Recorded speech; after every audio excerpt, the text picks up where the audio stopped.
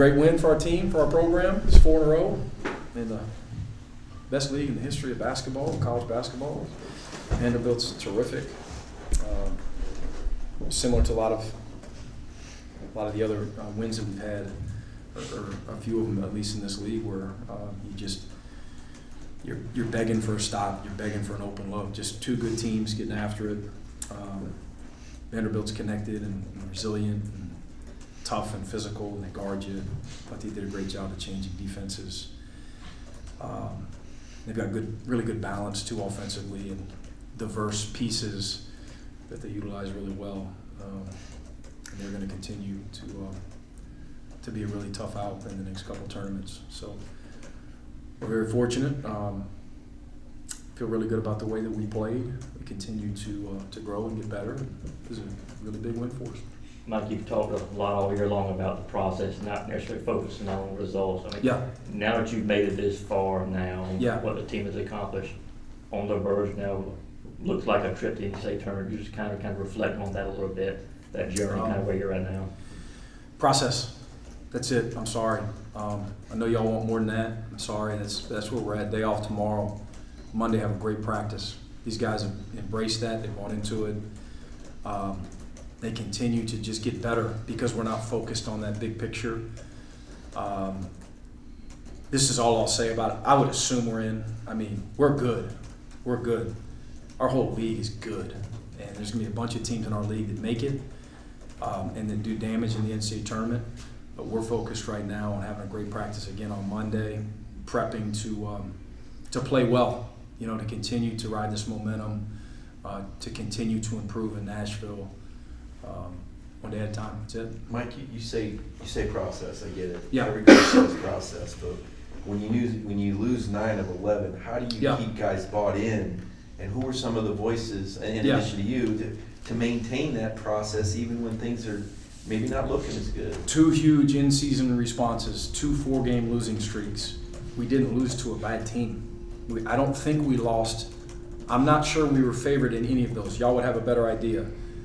The narrative is, what is wrong with Georgia? Wheels falling off. Are you kidding me? We lost to really, really good teams. We played more top teams than any team in college basketball played. Again, it's the best league in the history of college basketball. I think going into this game, if I'm not mistaken, our worst loss was to net 39. I mean, we didn't even have an average loss, let alone a bad loss. We've taken care of business. We've been incredibly consistent. The mid-major teams we played, we did well against. We had a road win at Georgia Tech. We had a home win against Notre Dame. Played Marquette close for a long time. We've got a chance to make a deep run, beat St. John's. And then, we find a way to go 8-10 in this league, continue to get better through it. Didn't even answer your question. I'm sorry, Mike. The resilience. Continuing to talk about the big picture, that there's a lot of teams that in this league over the past couple of years has gotten better and better and better, have had a couple losing streaks and bounce back, or are in a really good spot and then the wheels do fall off. And how do you respond again to the positivity, to the negativity? Let's just focus on today. And again, we've got a team that's very young but mature beyond their years. Who were the guys? All of our guys. Really, all of our guys. Silas and Blue have stepped up as sophomores in their leadership, want to, in their leadership skills. Ace has led from day one with his example. RJ Godfrey as well, Justin Abson.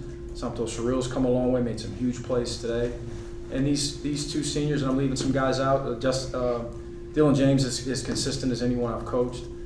And these 2 seniors that we have finished as strong as possible. Same guys every day. Dakota and Tyron came back from Atlanta originally, to wear the G. Proud of those guys. Play as well as they've played all year on senior day. It's a neat day. It's a really neat moment for those 2 guys.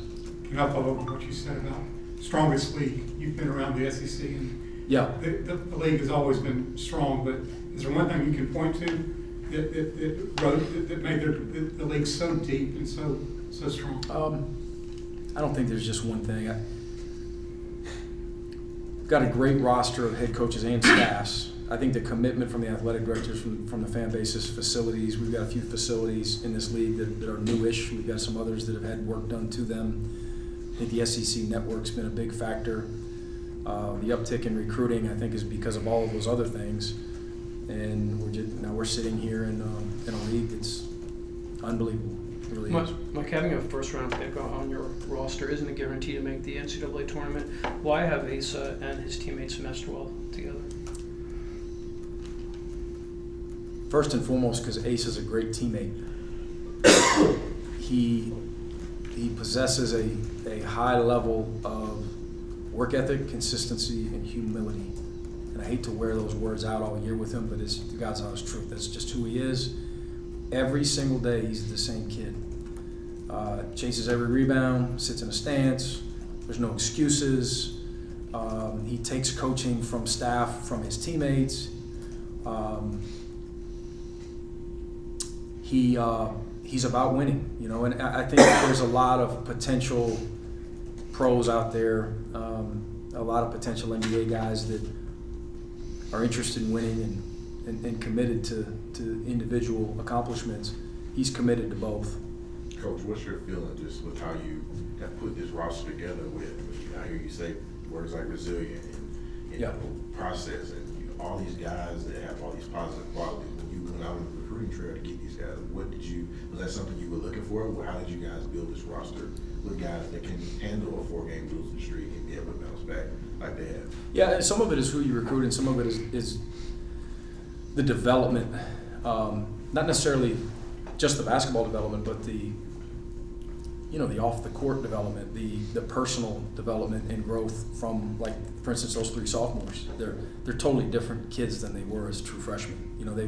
They've grown up a lot. The continuity with those guys helped us a lot. And then you add a guy like R.J. Goffard, who went to the Elite Eight last year, who's all about the right stuff.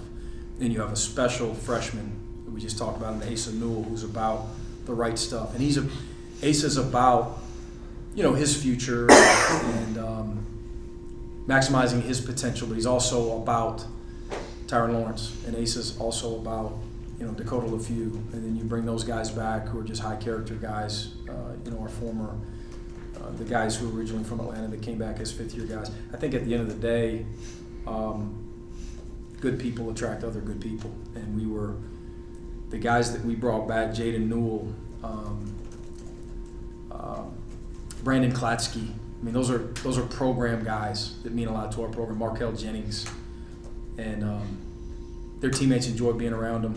And at the end of the day, you try to recruit, you target certain people, but most of these guys, in the portal or even high school guys, they're not making decisions, until they've been on your campus and spent time with your guys.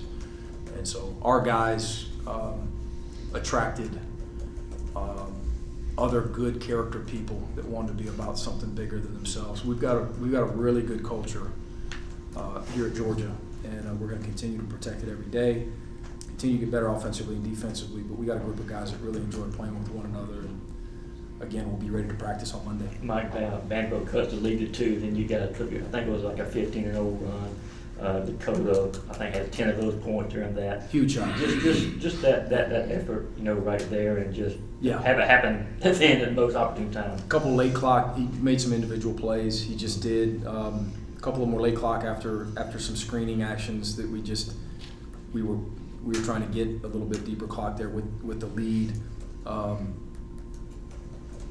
And he just stepped up. He's one of those guys that every time he shoots it again, whether you're up 10, down 10, early game, late game, he looks the same. His body language looks the same. He's just very consistent. Tyron's got a lot of that as well. They've got a lot of similarities. But Dakota certainly hit some big shots for us today. Asa and Tyron both called that first half lackadaisical. Is that something that you kind of addressed at the half specifically, or did they just kind of take that and run with it to come out? No, we watched all of our deficiencies at halftime. Our turnovers are, I think we had 9 turnovers at halftime.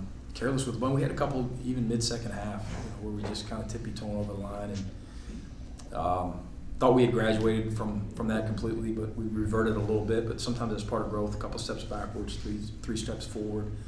Our blockouts weren't real sharp. Our scrambling off of an offensive rebound that led to which was a missed hit off a free throw blockout. Led to a Tyler Nickel open three on the right wing early game.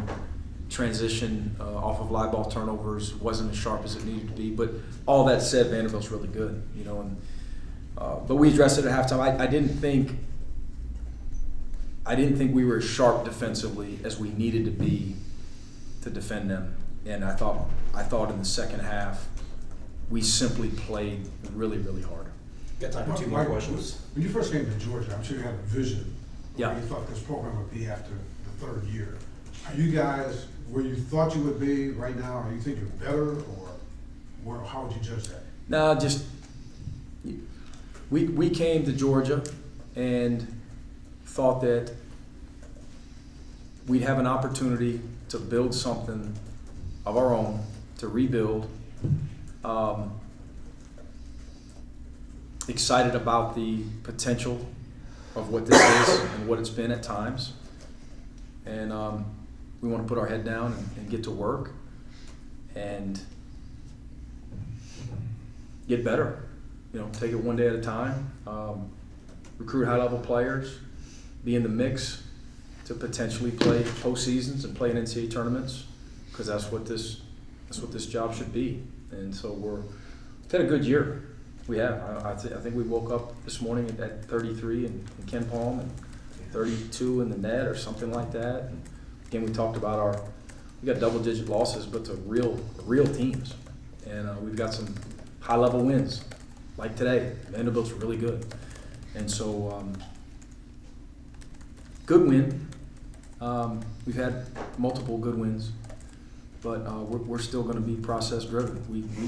Let's play better in Nashville. You know, if we don't focus on that, I don't know that we will. I don't know how well we'll play. So that's where we're at with our mindset. Time for one more. Mentioning Nashville, you guys are riding a 4-game win streak. Just where do you think this team is going in the SEC tournament? Got momentum. I mean,